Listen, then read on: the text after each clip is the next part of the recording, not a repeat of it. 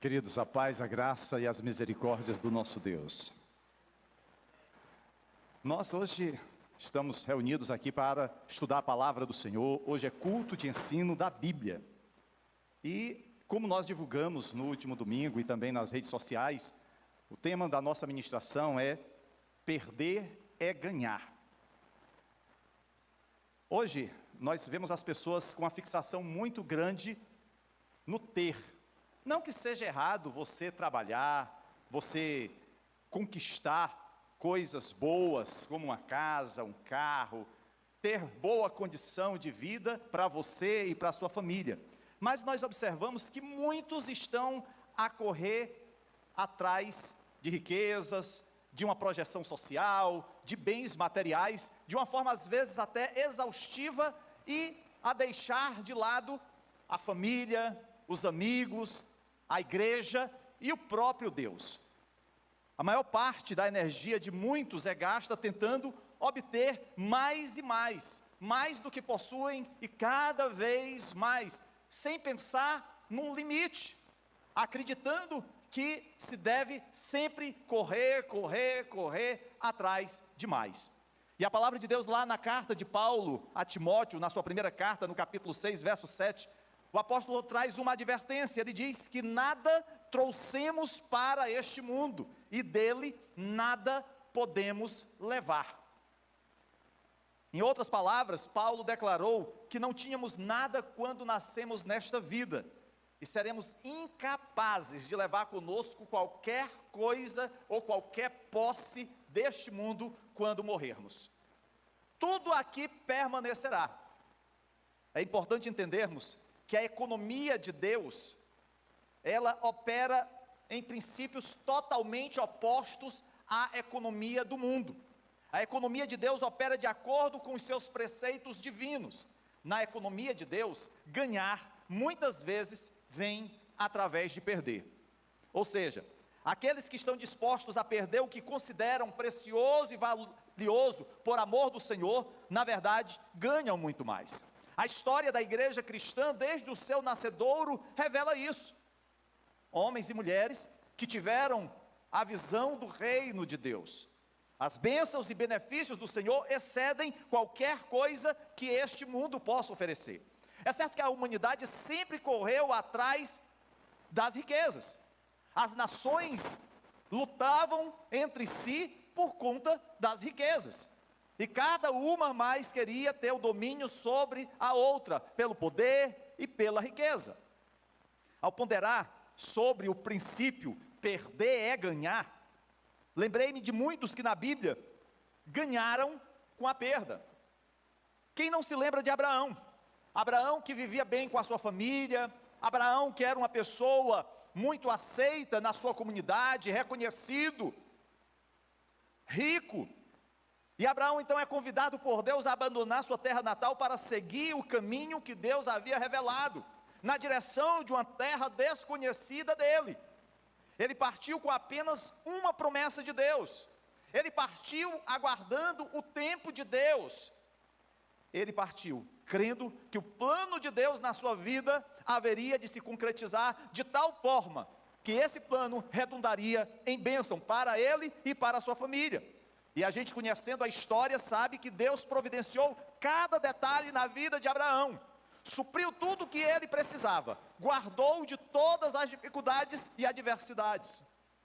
Quando nós vemos, por exemplo, os profetas do Antigo Testamento, na sua maioria aqueles homens viviam de forma humilde, alguns até mesmo em reclusão, mas mesmo diante das dificuldades que eles tiveram para levar a palavra profética de Deus, tanto às nações quanto ao povo de Israel, aqueles homens desfrutavam da bênção de Deus. Muitos deles perderam suas famílias, perderam o gozo da convivência com seus amigos para ganhar algo muito superior, que era a intimidade com Deus. No Novo Testamento, nós vemos os discípulos sendo convidados a abandonar suas vidas. Alguns deixaram, por exemplo, aquilo que faziam no mar, eram pescadores, eram donos de embarcações, e ali tiravam o sustento do seu dia a dia. outros eram coletores de impostos, mas eles abdicaram de tudo para seguir a Jesus. Eles deixaram qualquer futuro promissor, segundo a sociedade daqueles dias, para seguir a Cristo. E um dos maiores exemplos de ganho através da perda foi o apóstolo Paulo. Ele era um fariseu, com muita educação, com uma posição de destaque na sociedade religiosa judaica. Em uma perspectiva mundana, ele tinha tudo o que se poderia desejar: status, prestígio, poder, reconhecimento. Mas Paulo desistiu de tudo o que havia obtido, a fim de seguir a Jesus. Ele havia aprendido que a perda era, na verdade, um ganho. É por isso que lá em Filipenses, capítulo 3, versos 7 a 10, ele declara: o que para mim era lucro, passei a considerar perda, por causa de Cristo. Mais do que isso, considero tudo como perda, comparado com a suprema grandeza do conhecimento de Cristo Jesus, meu Senhor, por cuja causa perdi todas as coisas. Eu as considero como esterco, para poder ganhar a Cristo e ser encontrado nele, não tendo a minha própria justiça que procede da lei, mas a que vem mediante a fé em Cristo, a justiça que procede de Deus e se baseia na fé. Quero conhecer a Cristo, ao poder da sua ressurreição e a participação em seus sofrimentos, tornando-me como ele em sua morte. Todos estes homens, tanto do Velho e do Novo Testamento, experimentaram perder para ganhar. Eles sentiram o que era servir a Deus com intensidade, com intimidade. Nós, queridos, estamos ministrando a série Paradoxos na Vida Cristã. E hoje eu quero examinar os aspectos de um paradoxo proferido por Jesus no Evangelho escrito por Mateus, capítulo 16, versículos 24 a 26, e que nós intitulamos de Perder é Ganhar. Abra sua Bíblia em Mateus e acompanhe a leitura desses versículos. Enquanto você localiza aí a passagem, eu quero aproveitar para pedir a você que nos acompanha através do YouTube, para inscrever-se no nosso canal, acione o sininho, com isso você receberá aí o comunicado de novas postagens, deixe o seu like, faça os seus comentários e compartilhe o link dessa mensagem com outras pessoas, para que elas também possam entender o valor de perder é ganhar. A passagem que nós queremos ler nessa noite, queridos, é citada por Mateus. Mateus está falando logo após de um problema que aconteceu entre Jesus e Pedro. Lá no versículo 21, se você observar, Jesus mostrava aos discípulos que ele sofreria, que ele morreria e que ele ressuscitaria. Jesus está revelando o que estava por acontecer. E aí Pedro então reprova Jesus, tentando convencê-lo de que não precisaria acontecer assim. Está lá no versículo 22. Em seguida, Jesus repreende firmemente a Pedro, de forma severa, mostrando que Pedro tinha sido deixado usar pelo diabo, e assim procurando desviar Jesus de sua missão. Esse é o cenário em que acontece a declaração de Jesus a partir do versículo 24. Jesus está com os seus discípulos, Jesus está com aqueles homens que o acompanharam durante aquele período. Jesus sabe das dificuldades que eles enfrentavam, mas Jesus procura orientá-los, ensiná-los, adverti-los. E é isso que Jesus está fazendo com cada um de nós nessa noite. A palavra do Senhor diz que Jesus disse aos seus discípulos: se alguém quiser acompanhar-me, negue-se a si mesmo, tome a sua cruz e siga-me. Pois quem quiser salvar a sua vida, a perderá. Mas quem perder a vida por minha causa, a encontrará. Pois que adiantará o homem ganhar o mundo inteiro e perder a sua alma? Ou o que o homem poderá dar em troca de sua alma? Queridos, esse discurso registra o diálogo de Jesus com seus discípulos, com aqueles primeiros cristãos, mas também essa fala de Jesus está dirigida a cada um de nós, porque nós somos discípulos de Cristo.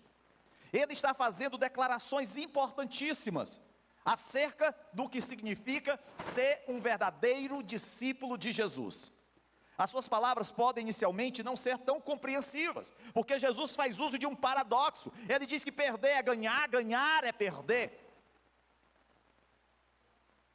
Ou alguns poderiam dizer, mas Jesus, você está sendo muito exigente, já que a gente vai ter que perder tudo para ganhar algo futuramente. Em geral, quando nós perdemos algo, isso nos entristece. Imagina só, você está se preparando para uma viagem com a sua família, organiza tudo, deixa tudo já arrumado dentro do carro, e na hora de sair, aonde é que está a chave? Bate aquele desespero, todo mundo sai procurando, e parece-me que a chave desapareceu. Isso é uma preocupação, é uma dificuldade. Eu acredito que alguns já passaram por isso. Ou, quem sabe, você está no shopping, e aí você está lá com as compras, e por um momento você para em um daquelas cadeiras do shopping para organizar suas coisas, e pega o celular e coloca lá em cima da cadeira, e começa a ajeitar aqui e acolá, e aí sai despreocupadamente, esqueceu do celular. Alguns minutos você retorna, já não mais o encontra, e essa perda, como traz tristeza ao nosso coração. Mas aí Jesus vem com essa declaração aqui, que perder é ganhar. É por isso que é um paradoxo. E o que Jesus então está pedindo aos seus discípulos? O que Jesus está pedindo a você nessa noite com essas palavras? Será que Ele quer que nós desprezemos a nós mesmos? Será que Ele quer que nós deixemos de sonhar? Quer que nós simplesmente deixemos de viver a nossa vida? O que Ele quer que nós façamos? Será que Ele quer que a gente se dedique a uma vida ascética, nos retirarmos da sociedade, de tudo, e vivermos de uma forma que não tenhamos prazer, alegrias na vida? Será que o Senhor quer que nós procuremos o sofrimento para agradar mais a Deus? Queridos, a passagem de Mateus capítulo 16, versículos 24 a 26, nos exorta a caminharmos nos passos de Jesus, acolhendo os valores e as exigências do Evangelho, para assim nós ficarmos cada vez mais semelhantes a Ele. E só dá para saber o que é ser semelhante a Jesus, se nós conhecermos a Jesus, se nós tivermos intimidade com Jesus, se nós dedicarmos tempo em conhecer ao Senhor. Alguns aqui já têm 28 anos de casados, outros estão se encaminhando para os seus 50 anos de casado. Mas independente do tempo, sempre nós temos algo a conhecer daquela pessoa que convive conosco, que está ao nosso lado. E isso nós fazemos diariamente. Nós, com o nosso cônjuge, estamos sempre conversando, num colóquio direto. Mas será que isso acontece com Deus? Será que nós temos a alegria, o prazer, a satisfação de conhecer ao Senhor, de com Ele conversar, de ouvir a sua voz? Não há como a gente pensar em ser um discípulo de um mestre, se nós não conhecemos nada desse mestre. Quando a gente vai, por exemplo, para os filósofos gregos, eles em sua maioria, tinham as suas escolas de filosofia, e ali eles recebiam os alunos, aqueles que se interessavam em conhecer os ensinamentos daquele filósofo. Ali eles aprendiam tudo, e alguns deles até mesmo se destacavam e criavam outras escolas, se tornavam mestres. E nós, será que nós temos alegria de conhecer mais do nosso mestre, do nosso rabi, do nosso Senhor, sermos seus verdadeiros discípulos? E para nós entendermos os grandes ensinos constantes aqui em Mateus capítulo 16, versos 24 a 26, queridos, nós vamos aos poucos descortinar essas verdades à medida que nós avançamos nesses versículos, porque cada um desses versículos tem um mundo a ser desvendado para nós. O primeiro deles é o versículo 24, e no versículo 24 nos é apresentado um desafio. Guarde isso. O versículo 24 nos traz um desafio. Ele diz assim: se alguém quiser acompanhar-me, negue-se a si mesmo, tome a sua cruz e siga-me. após um momento íntimo com os discípulos, quando Jesus os questionou sobre a sua percepção de quem ele era, Jesus faz então este desafio aos discípulos. E embora essas palavras tenham sido ditas àqueles 12 e a todos aqueles que o acompanhavam naqueles dias, essa palavra também é dirigida a cada um de nós. Ela se aplica a mim e a você, a todos aqueles que desejam seguir a Cristo. E aqui, neste desafio, eu quero considerar 4 aspectos. O primeiro aspecto, queridos, é uma decisão consciente. Diz assim: se alguém quiser acompanhar-me. Não há qualquer dúvida de que essa afirmação, ela envolve uma escolha pessoal. É uma decisão consciente feita por parte daqueles que o ouviam.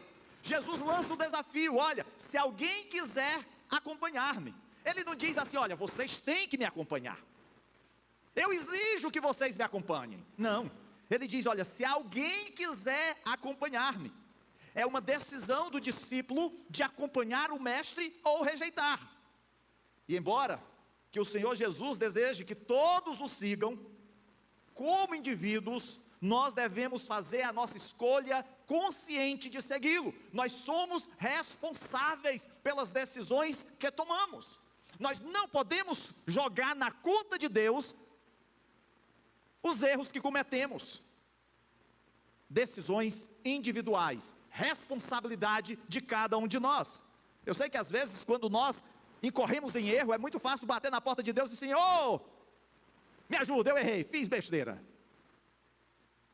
Deus vai nos ajudar, mas sempre há consequências.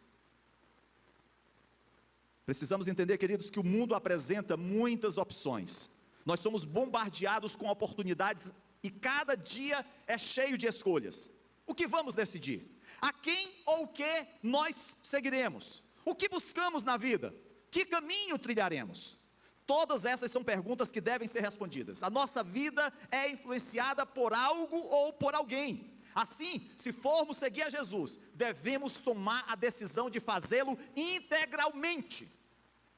Porque infelizmente alguns dizem assim: eu vou seguir a Jesus, mas só assim, só no domingo. Segunda a sábado, aí é do meu jeito. Eu vou seguir a Jesus, mas nas minhas regras, essa coisa da Bíblia, eu não concordo.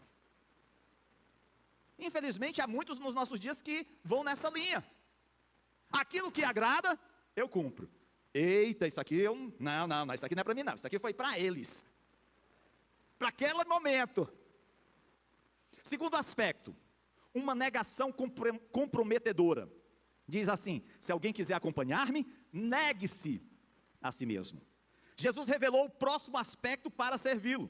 Devemos estar dispostos a negar a nós mesmos. São palavras fortes com implicações ainda mais fortes. Devemos estar dispostos, queridos, a renegar, a abandonar, rejeitar, impor limites à nossa vontade. Basicamente, é negar os desejos da carne. Devemos estar dispostos a subjugar a nossa carne. É o que Paulo fala acerca do fruto do Espírito, o domínio próprio. Aí alguns chegam assim: pastor, eu sou desse jeito. Se alguém me ama, tem que me aguentar. Meu irmão, vá sarar da sua síndrome de Gabriela.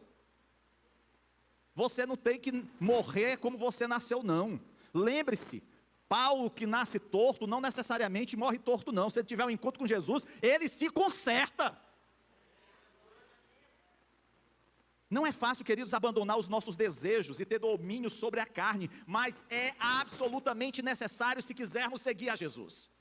Poucos estão dispostos a admitir, mas nós mesmos somos o nosso maior obstáculo. Nós gostamos de culpar as falhas e erros dos outros. Falhas e erros dos outros que também nós temos. É por isso que Paulo, lá em Romanos capítulo 7, versos 18 a 21, diz assim: sei que nada de bom habita em mim, isto é, na minha carne, porque tenho o desejo de fazer o que é bom, mas não consigo realizá-lo, pois o que faço não é bom, não é bem o que desejo, mas o mal que não quero fazer, esse eu continuo fazendo. Ora, se faço o que não quero, já não sou eu quem o faz, mas o pecado que habita em mim.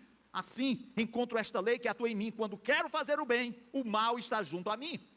E é Paulo que está dizendo isso. Essas lutas, queridos, continuarão enquanto nós vivermos. O corpo carnal que habitamos não foi transformado pela salvação. Ele deve ser negado e subjugado diariamente. Somos pecadores regenerados, glória a Deus, mas continuamos pecando. É por isso que Paulo diz: orai e vigiai sem cessar. Não há como baixar a guarda. Esse é um grande problema, é um obstáculo para seguir e agradar ao Senhor, porque continuamente o pecado vai procurar nos destruir, nos tragar, nos derrotar, tirar nossa intimidade com Deus. As concupiscências são fortes. O apóstolo João, escrevendo na sua primeira carta, fala bem claramente sobre isso.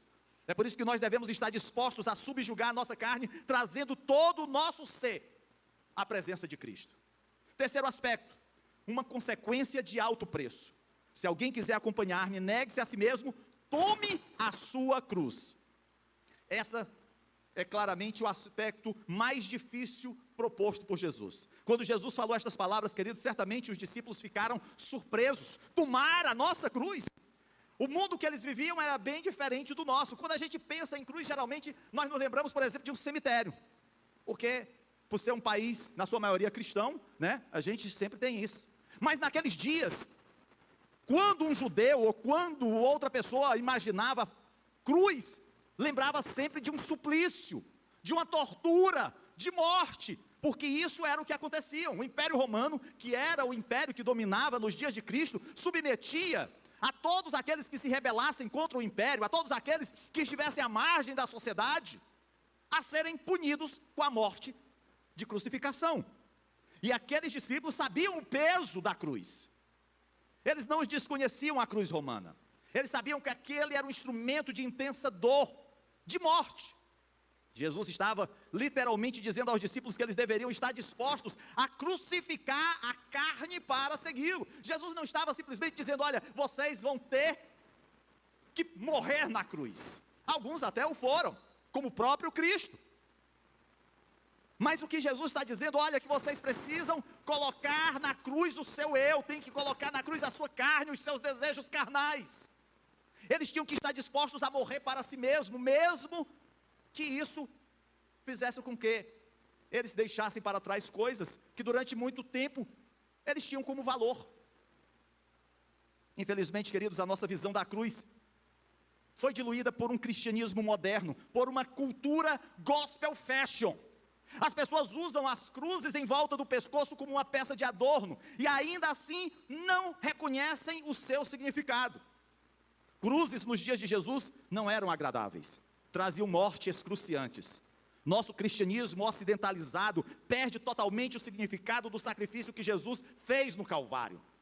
Infelizmente nós não nos entristecemos diante do padecer do Filho de Deus, levando sobre si os nossos pecados na cruz. Devemos crucificar nossa carne diariamente, se quisermos seguir a Cristo. É isso que Paulo, escrevendo aos Romanos, no capítulo 6, verso 6, diz: sabemos que o nosso velho homem foi crucificado com ele, para que o corpo do pecado seja destruído, e não mais sejamos escravos do pecado. Nós podemos errar, e vamos errar, mas nós não podemos fazer do pecado uma prática, uma regra na nossa vida. Precisa ser uma exceção. Quarto aspecto, um desejo contínuo. Se alguém quiser acompanhar-me, negue-se a si mesmo, tome a sua cruz e siga-me. Finalmente deve haver um desejo contínuo de seguir a Jesus. Seguir a Jesus não deve ser apenas um momento em que eu vou participar de um culto, em que eu vou me reunir com os irmãos. Seguir a Jesus tem que ser algo constante, contínuo na minha vida, 24 horas por dia, 7 dias na semana, 365 dias do ano. Não há férias para seguir a Jesus. Queridos, esta não é uma ação que está reservada apenas para os dias de celebração na igreja, de reunião festiva. Devemos estar dispostos a seguir Jesus diariamente. Este siga-me tem a ideia de estar ativamente buscando comunhão com Cristo, e não só buscando comunhão com Cristo, mas também refletindo a sua semelhança na nossa vida. Porque quando nós buscamos intimidade com o Senhor, nós ficamos mais parecidos com Jesus. E as pessoas percebem isso através da nossa fala, através do nosso agir, do nosso proceder. Seguir Jesus, queridos, não é uma tarefa ociosa, requer ação e compromisso da nossa parte. Não há como ficar em berço esplêndido aguardando. É necessário agir, é necessário estar seguindo o Mestre. Requer esforço e trabalho, exige responsabilidade. Esteja certo que a carne resistirá a esse esforço e haverá muitos obstáculos a serem superados, mas nós devemos permanecer comprometidos com Jesus.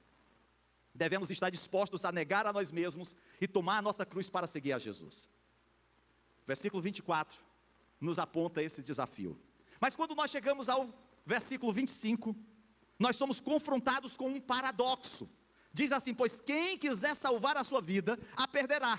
Mas quem perder a vida por minha causa, a encontrará. Na maioria das vezes, queridos, nós não perdemos algo de propósito. Você não dá R$100 à sua esposa para que ela vá ao mercantil fazer compras, e aí ela simplesmente perde R$100. E eu fiz de propósito. Não vai acontecer isso. Em geral, queridos, isso acontece por acidente, por descuido, por desorganização, mas jamais por propósito. E aqui Jesus está dizendo que nós precisamos perder propositadamente para ganhar. O perder aqui não é uma coisa acidental, não é um erro de percurso. Eu tenho que perder, eu tenho que tomar a decisão de perder. Jesus revelou aqui o grande paradoxo em relação a servi-lo. E eu quero chamar a sua atenção para duas situações antagônicas. A primeira delas diz: quem quiser salvar a sua vida, a perderá. Estranho, né? Eu quero salvar a minha vida e vou perdê-la. Jesus, queridos, está ciente de que os discípulos, e também nós, todos que ouvimos essa fala dele, teríamos dificuldade em receber essa declaração, porque isso é contrário à nossa natureza, ao nosso raciocínio humano. A carne deseja obter mais e mais. O diabo ensina que para ganhar, não se pode perder. O mundo não está interessado em abrir mão de nenhum prazer, ou de se sacrificar em benefício dos outros. Esses três inimigos, a carne, o mundo e o diabo, não entendem o conselho de ganhar para perder. Aqui, eles se recusam a aceitar. E hoje, muitos se recusam a morrer para si mesmos, escolhendo os prazeres da carne em vez de um relacionamento com Cristo. Perderão a vida enquanto estão aproveitando o aqui e o agora. São seguidores daquele ensino: deixa a vida me levar, a vida leva eu. Porém esquecem que enfrentarão a morte eterna. Aqueles que morrem sem Cristo enfrentarão a morte eterna no lago de fogo. Há uma segunda situação: quem perder a vida por minha causa, a encontrará. Muitos cristãos, queridos, foram chamados a dar a vida fisicamente por causa de Cristo. Ao longo da história cristã nós vemos isso. Logo os nossos primeiros irmãos foram perseguidos pelos judeus. Alguns apedrejados, perderam os seus bens, perderam sua família. Outros foram perseguidos pelo Império Romano, levados aos coliseus, lançados às feras, sendo mortos pelos gladiadores, sendo queimados vivos em vias públicas. Durante a Reforma, houve perseguição da religião oficial. Muitos eram queimados vivos, taxados por feiticeiros. Ainda hoje, temos irmãos em Cristo em países onde não lhes é dada a liberdade de seguir a Cristo, que são presos. Alguns são até mesmo mortos. Essa é a realidade, queridos. Mas aqui a ênfase não é na morte física. Aqui a ênfase, queridos, é com relação a estarmos dispostos a morrer para nós mesmos, a entregar as paixões e desejos da carne para servir a Cristo através da salvação. Esses discípulos, a eles, a você e a mim é prometida a vida eterna. Se nós estivermos dispostos a morrer para nós mesmos por causa de Cristo, nos é prometida a vida eterna na presença do nosso Deus. A morte física é certa. Se Jesus não voltar até o dia, todos nós passaremos pela morte. Nós não sabemos o dia que isso acontecerá. Mas, queridos, a morte física é apenas o começo da vida para o crente, porque nós estaremos eternamente na presença do nosso Deus. essa segurança, essa certeza, o mundo não conhece, mas a igreja do Senhor tem promessa para ela. Ser um discípulo de Cristo significa estar disposto a negar a si mesmo. Ser um discípulo de Cristo significa perder a sua vida pelo amor de Deus, para encontrar uma vida mais profunda, mais verdadeira, mais significativa e eterna. É por isso que perder é ganhar. Estas palavras de Jesus, queridos, são um desafio para todos nós, para estarmos prontos para enfrentar até mesmo a morte, e ainda permanecer fiéis a Jesus. Quantos irmãos foram levados à fogueira e não negaram a Cristo? Enquanto as chamas consumiam o seu corpo, eles glorificavam ao Senhor. Nós não passamos por esse tipo de aflição, de perseguição. E quantas vezes nós murmuramos, nós reclamamos, se algo não dá certo, e muitas vezes não dá certo por culpa nossa, aí nós reclamamos de Deus: Senhor, por que logo eu? Não podia ser o outro irmão? Que provação é essa? Manda essa provação para a irmã fulana de tal, Jesus, me deixa livre disso. Queridos, o líder da reforma protestante João Calvino entendeu o significado de perder nossa vida pelo amor de Deus, quando ele escreveu nas suas Institutas: nós não somos nossos, portanto, nem nossa razão, nem nossa vontade devem predominar em nossas deliberações e ações. Nós não somos nossos, portanto, não vamos propor isso como nosso fim, para buscar o que pode ser conveniente para nós, de acordo com a nossa carne. Nós não somos nossos, portanto, vamos, tanto quanto possível, esquecer a nós mesmos e todas as coisas que são nossas. Nós somos de Deus, portanto, para Ele vamos viver e morrer. Nós somos de Deus, portanto, deixe que a sua sabedoria governe todas as nossas ações. Nós somos de Deus, portanto, seja Ele o nosso único fim legítimo. Deixe que cada parte de nossas vidas seja por Ele dirigida. Não somos nossos, somos de Deus. O teólogo e pastor alemão Dietrich Bonhoeffer, que foi morto por Hitler já no final da Segunda Guerra Mundial, entendeu o que Jesus estava dizendo nesses versículos, e é por isso que, ao escrever o seu livro, O Custo do Discipulado, ele fez a seguinte declaração: quando Jesus chama um homem, ele o convida para vir e morrer. Quando Jesus te convidou você a vir a Ele e morrer para o mundo, e morrer para a sua carne, e morrer para os apetites carnais. Até aqui nós vimos um desafio, nós vimos um paradoxo, mas, ao final, nós encontramos um resultado. Diz assim: pois que adiantará ao homem ganhar o mundo inteiro e perder a sua alma? Ou o que o homem poderá dar em troca de sua alma? Jesus sabia, queridos, que esta vida servia como um lugar de preparação para a eternidade. Os nossos dias de peregrinação nesse mundo apenas apontam tudo o que nós temos para viver na presença do Senhor. A vida que vivemos e as escolhas que fazemos trarão resultados muito tempo depois, quando essa vida terrena passar. Jesus questionou os seus discípulos, tanto aqueles do passado quanto os do presente, sobre o valor da vida vivida para si mesmo. Que lucro haveria se alguém ganhasse o mundo inteiro e acabasse perdendo a sua alma e enfrentando a morte eterna?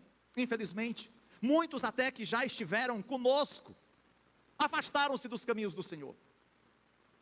Precisamos continuar clamando por essas vidas. Talvez você se lembre de pessoas que sentaram-se ao teu lado, cantaram cânticos de adoração a Deus, ouviram as ministrações proferidas nesse púlpito, mas que hoje estão afastadas dos caminhos do Senhor. Precisamos orar por eles. Queridos, não há nada que valha a separação do Senhor no julgamento eterno.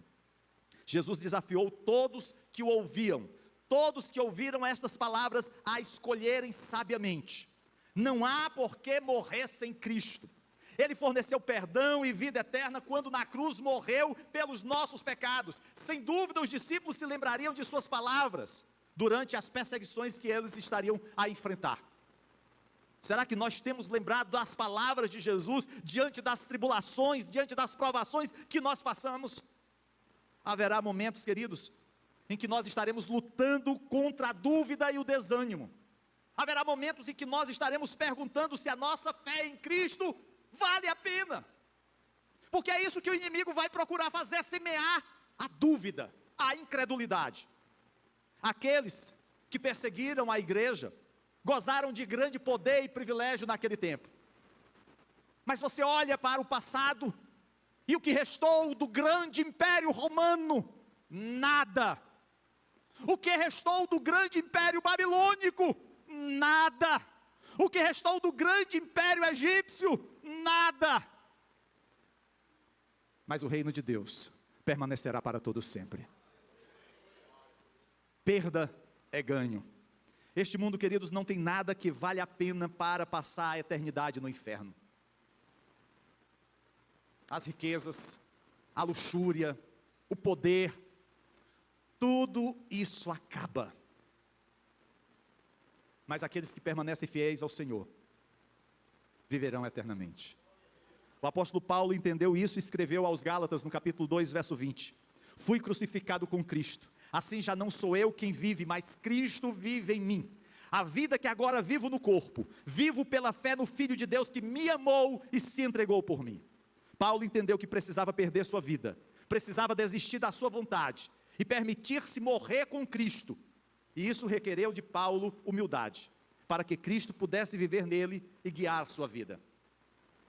Talvez você esteja aqui nessa noite, e há algo na tua vida que te impede de ser um verdadeiro discípulo de Cristo. Aqueles homens tiveram que abdicar de muitas coisas. Talvez os seus amigos dissessem assim: mas cara, você vai deixar esse ramo promissor de pescador, de empresário de pesca, para seguir Jesus? Talvez outro dissesse assim: cara, rapaz, tu está ganhando muito como coletor de impostos, tu não está pensando na tua família não. Considere novamente as palavras de Jesus: pois que adiantará o homem ganhar o mundo inteiro e perder a sua alma? Ou o que o homem poderá dar em troca de sua alma? Desculpe, o que o homem poderá dar em troca de sua alma? Se você tem Jesus e nada mais, você tem tudo. Mas se você tem tudo, menos Jesus, você não tem nada. Todas as coisas na vida são lixo, quando comparadas com o grande dom de conhecer a Jesus.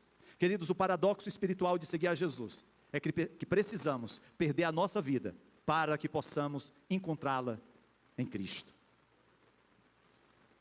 Muitos homens ao longo da história, como nós, enfrentaram esse paradoxo. Alguns o abraçaram, tornaram-se discípulos de Jesus, seguiram a Cristo. Alguns enfrentaram até mesmo a morte. Foram rejeitados, foram hostilizados, mas permaneceram fiéis até a morte e receberam a coroa da vida.